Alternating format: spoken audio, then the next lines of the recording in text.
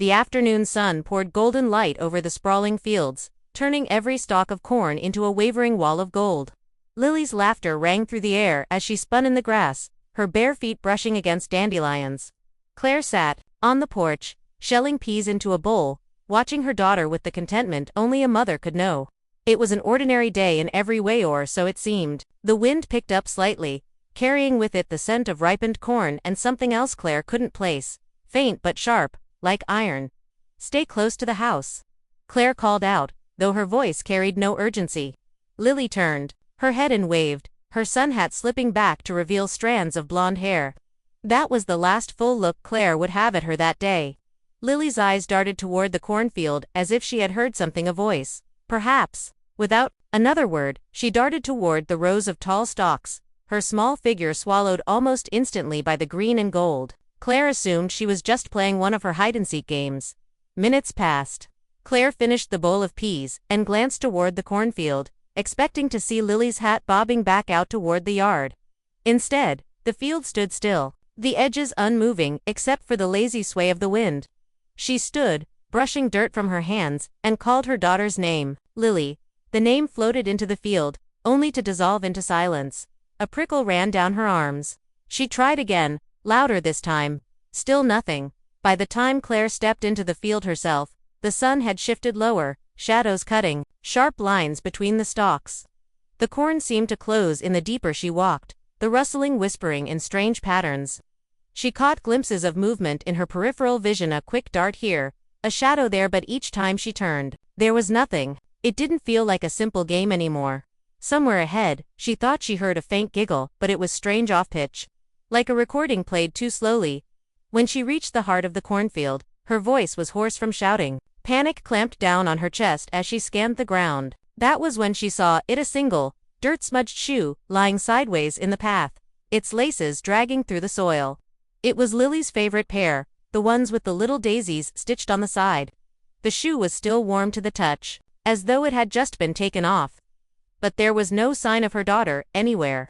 Only the endless walls of corn, swaying gently as if breathing. The days after Lily's disappearance bled into one another. An endless cycle of search parties, police questioning, and sleepless nights. Claire refused to believe her daughter had simply vanished into thin air.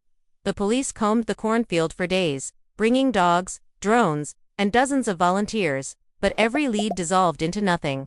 There was no trail, no ransom note, no evidence of a struggle, just that lone shoe, and an overwhelming sense that something in the land itself had swallowed Lily whole. By the end of the first month, the town's sympathy began to fade, and whispers started, stories of neglect, of a mother not watching closely enough. Claire stopped leaving the farmhouse. Seasons came and went. The cornfield was harvested and replanted each year, but Claire never allowed anyone to touch the far northern corner, the place where the shoe was found. It remained untouched, a small section of wild growth that seemed to defy the plow. Farmers joked it was cursed, but they never laughed for long. The soil there was darker, richer, almost black. And in the mornings, a strange mist clung to it even when the rest of the field was clear. Claire sometimes stood there at dawn, staring into the mist, feeling as though someone was watching her from within it. As the 10th year approached, the farmhouse had aged alongside its owner. The paint peeled from the siding, the porch sagged, and the windows collected a permanent film of dust. Claire's days became ritualistic. She'd wake before sunrise, check the cornfield, and then sit in silence by the kitchen window, waiting for something, anything. Nights were the worst. In the quiet, the smallest noises became amplified, the groan of wood, the sigh of wind, and sometimes, faint thumps from the direction of the old pig barn. She tried to ignore them, convincing herself it was just the building settling. But then came the changes. It started with the tools. A hammer she'd left by the shed would turn up inside the barn. A pitchfork was found leaning against the cornfield fence instead of in the storage rack.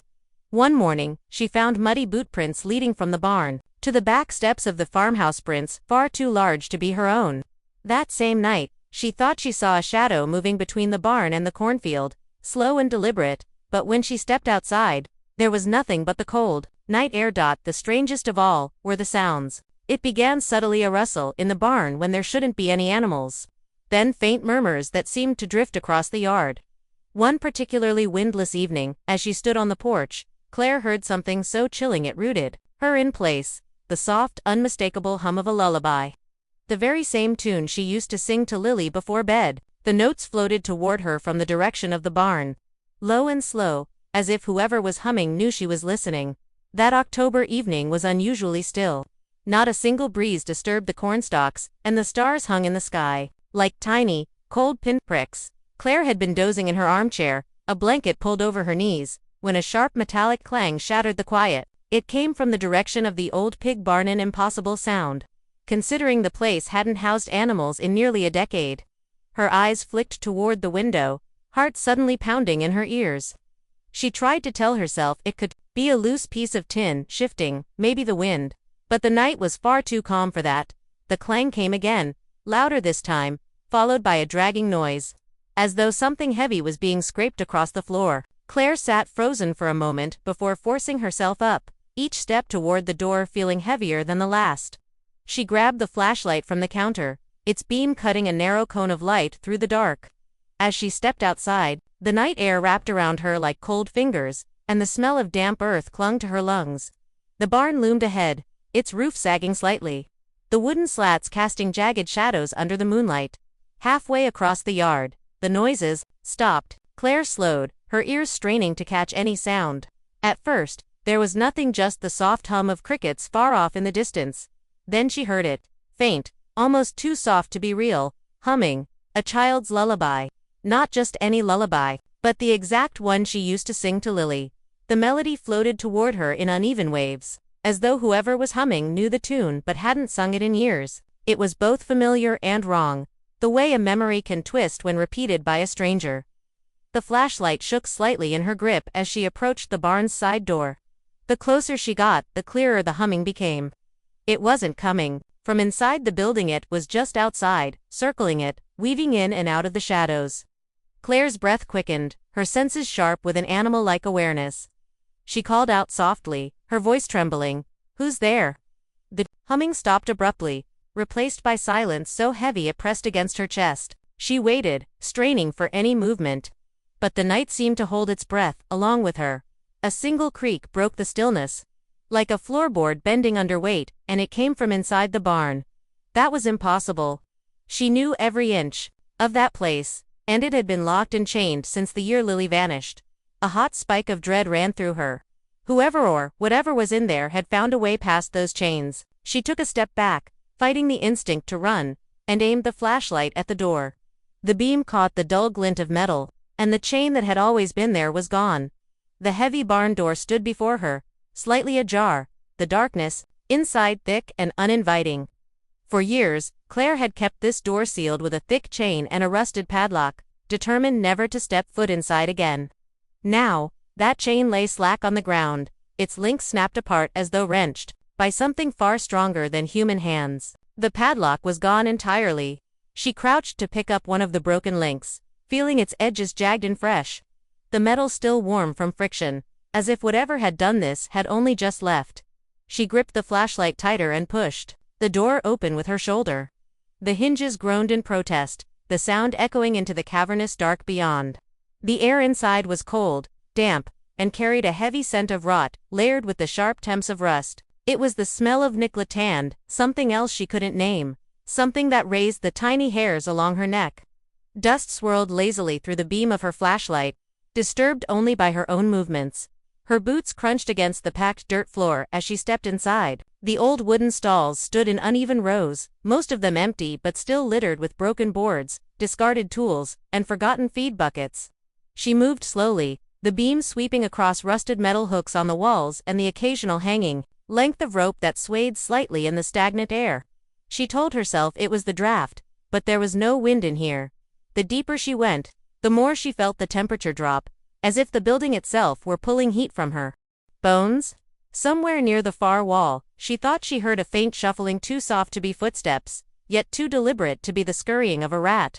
Her light trembled as it scanned the shadows, and for a fleeting second, she thought she saw movement, the glint of something pale slipping behind one of the last stalls. The sound of her breathing filled her ears, ragged and shallow, as though the barn itself were listening. She approached the corner stall, the one furthest from the entrance.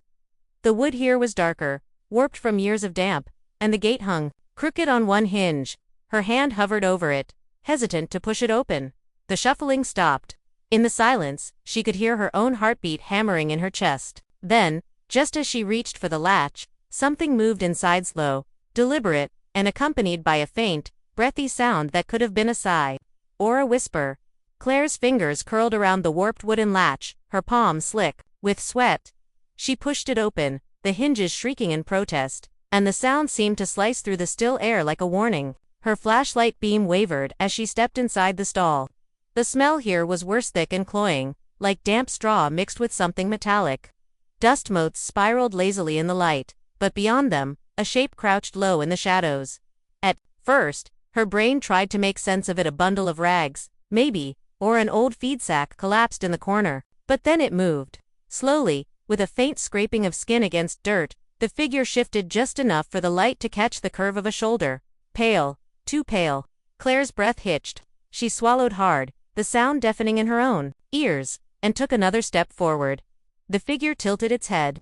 A small, bird-like motion, and strands of tangled hair slipped forward to partially obscure the face beneath. Claire's heart pounded against her ribs as she lowered the flashlight beam just slightly, revealing bare feet pressed into the damp ground, toes curled like they were bracing against the cold.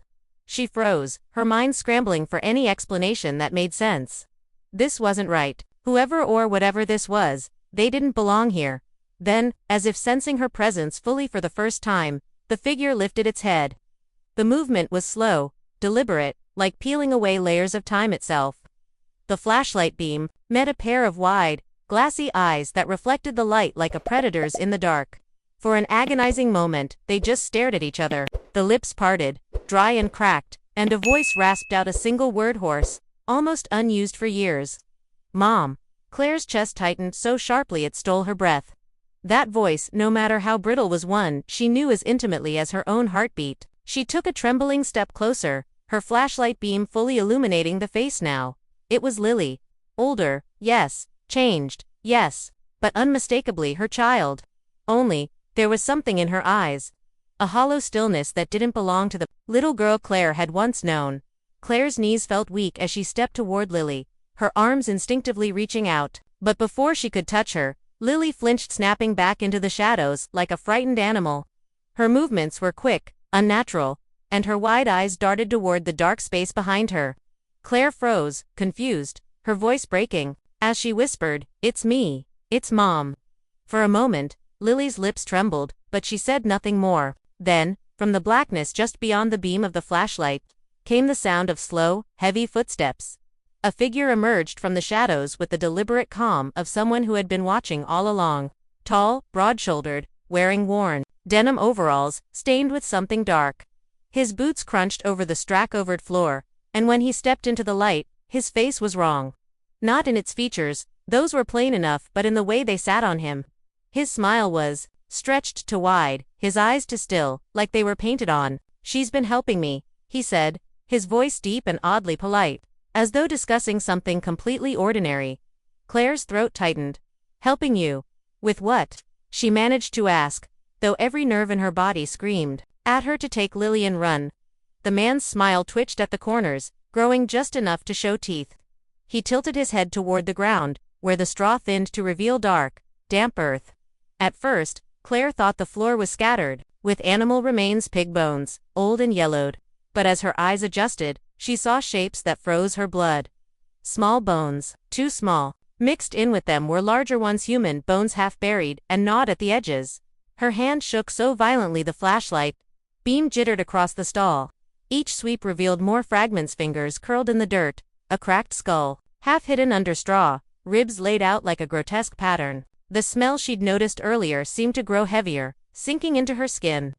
She turned to Lily, who was watching her with a strange, unreadable expression.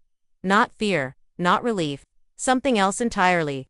And in that moment, Claire realized, Lily hadn't just been a victim here, she'd been a part of whatever this was. The man took another slow step forward, his boots pressing into the straw with a sound far too loud in the silence. "They eat everything," he said casually, as though explaining a simple truth. His eyes drifted toward the far corner, and Claire followed his gaze toward a rotting wooden trough slick with something dark, where flies buzzed lazily in the cold. Lily's lips moved then, her voice barely audible, but clear enough for her mother to hear. "I told them not to take you too." Claire's pulse thundered in her ears. She didn't think, she just moved. In one motion, she lunged forward, grabbing Lily's cold, thin hand. For a heartbeat, her daughter resisted, her fingers stiff in Claire's grip, but then she let herself be pulled. Behind them, the man's slow, steady breathing shifted into something more guttural, low chuckle that curled around them like smoke. Claire yanked Lily toward the open barn door, the beam of her flashlight bouncing wildly across the walls as their footsteps pounded against the dirt floor.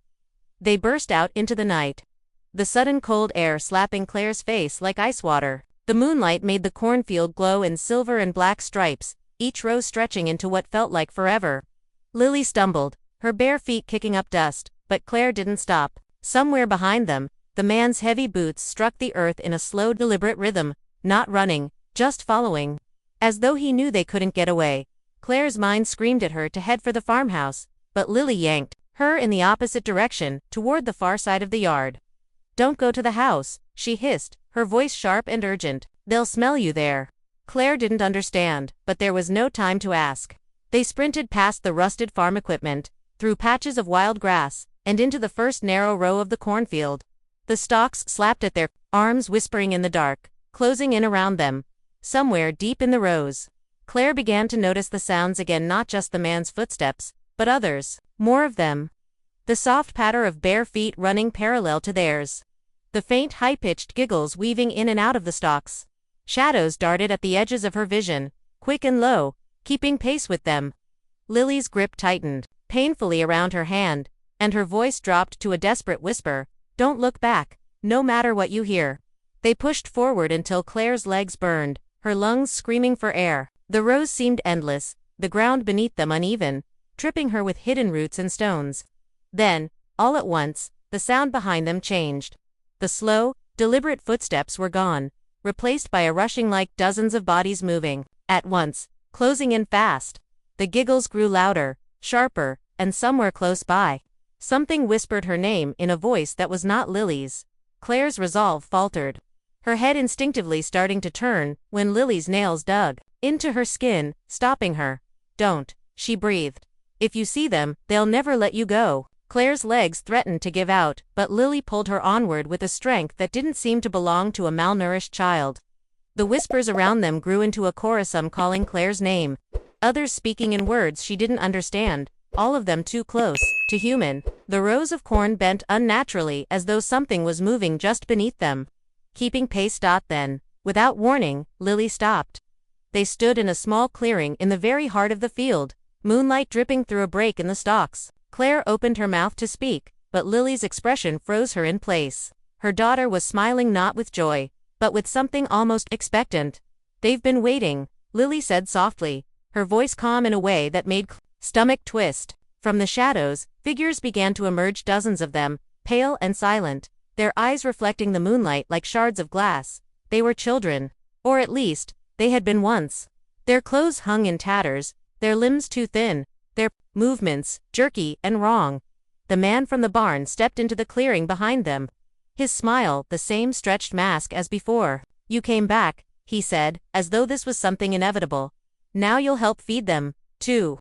The children began to close in, their bare feet making no sound, their whispers wrapping around Claire like chains.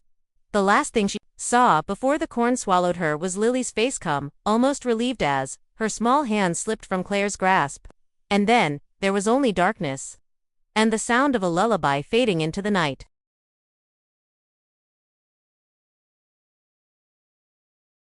If you liked this video, don't forget to hit that like button, share it with your friends, and drop your thoughts in the comments below. Most importantly, subscribe and hit the bell icon so the next secret finds you first.